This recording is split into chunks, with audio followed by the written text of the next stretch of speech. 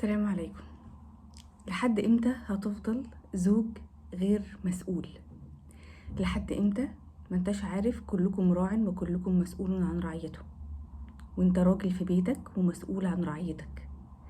لحد امتى هتفضل مشيل مراتك مسؤولية كل حاجة في البيت؟ هي بتودي دروس، بتجيب من الدروس، حتى هي اللي بتدور على المدرسين او على السناتر عشان الولاد ياخدوا دروس، هي اللي بتودي تمارين، هي اللي بتحل المشاكل، هي اللي بتحضر اجتماعات اولياء الامور، هي اللي بتودي للدكتور، هي اللي بتروح للدكتور لوحدها، هي اللي لو اي حاجة باظت في البيت بتروح تجيب الصنايعية وتقف معاهم زيها زي الراجل عادي جدا، وانت ممكن تكون قاعد جوه في الأوضة وسايبها عادي. هي اللي بتجيب الطلبات على قلبها وتطلع بيها لحد ما دراعاتها وركبها يتكسروا، هي اللي بتعمل كل حاجة حتى في شؤون البيت وأمور البيت. لو في أي حاجة تقيلة عايزة تتشد، عايزة تتجر، عايزة تعمل أي حاجة، انت بتبقى قاعد باشا حاطط رجل على رجل وسايبها، سايب الغلبانة طول النهار شقيانة وتعبانة ودايرة في الساقية، هاتك يا دوران دوران في الساقية في دوامة الحياة. وتيجي اخر الليل يا حبيبتي بتبقى تعبانه وهلكانه ومش عارفه تعمل ايه، يعني بتنام زي السطيحه. فنلاقي حضرتك بقى زي القتيله كمان، مش السطيحه، مش حاسه بنفسها، يا ظهري يا رجلي يا ركبي يا كل حاجه، في كل حته فيها وجعها بتنقح عليها.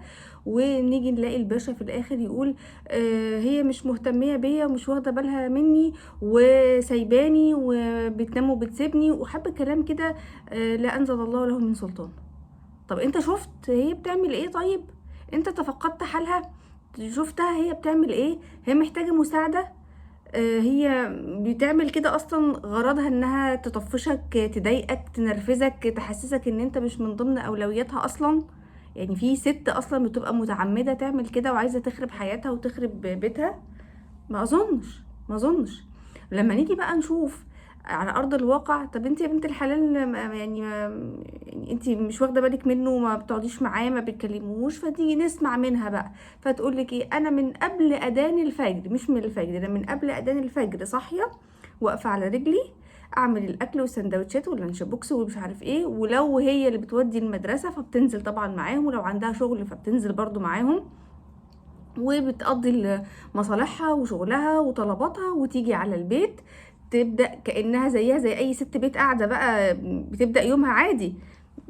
تحط ترص الطلبات وتبدأ تطبخ وتعمل الأكل وتستناهم وتحط الغسيل وتروق وتنشر لحد ما هو يجي.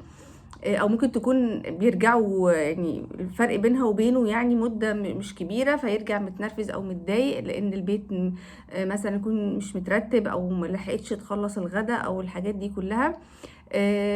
وفي الاخر هو مش مبسوط ومش راضي ومش سعيد وشايف ان الحياة وحشة.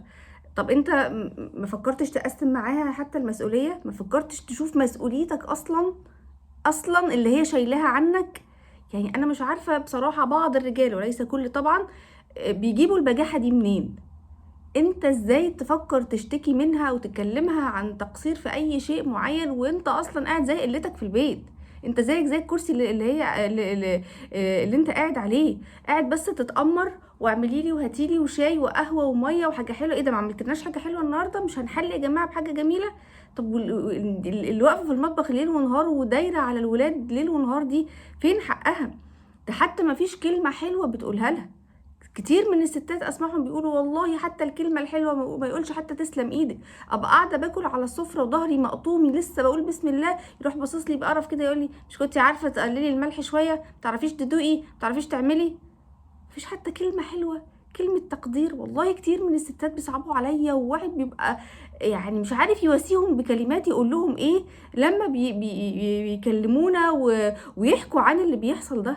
فالحقيقه لكل راجل غير مسؤول يعني عيب قوي. سيدنا النبي عليه الصلاه والسلام لو كان يعني في وسطنا كان عاتبك عتاب شديد جدا جدا، لان سيدنا النبي كان خير زوج، كان حكيم وكان عنده لين وحكمه وحاجات كتير جدا جدا، المفروض لو بصيت بس لحاجه واحده منها الدنيا هتظبط. ف ولكل زوجة يعني جددي نيتك واحتسبي عند الله سبحانه وتعالى، وحاولي تتكلمي معاه بدل المرة 2 و3 و4 وتقسموا المهام ما بينكم. بلاش تفضلي في الدوامة دي، لان انتي هتتعبي جامد وصحتك هتتأثر جامد. وانا عارفة انك هتقولي محدش هيشيل لو انا ما عملتش، بس للأسف يؤسفني ان انا اقولك وانت لو وقعتي محدش هيشيلك.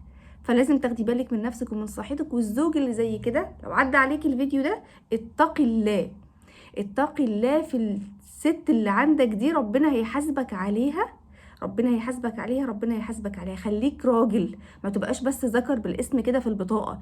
الرجولة انك تعين اهل بيتك وتقف جنبهم وتبقى انت السند والمعين طبعا بعد الله سبحانه وتعالى، ما تبقاش انت كمان عبء عليها. فاستقيموا يرحمكم الله.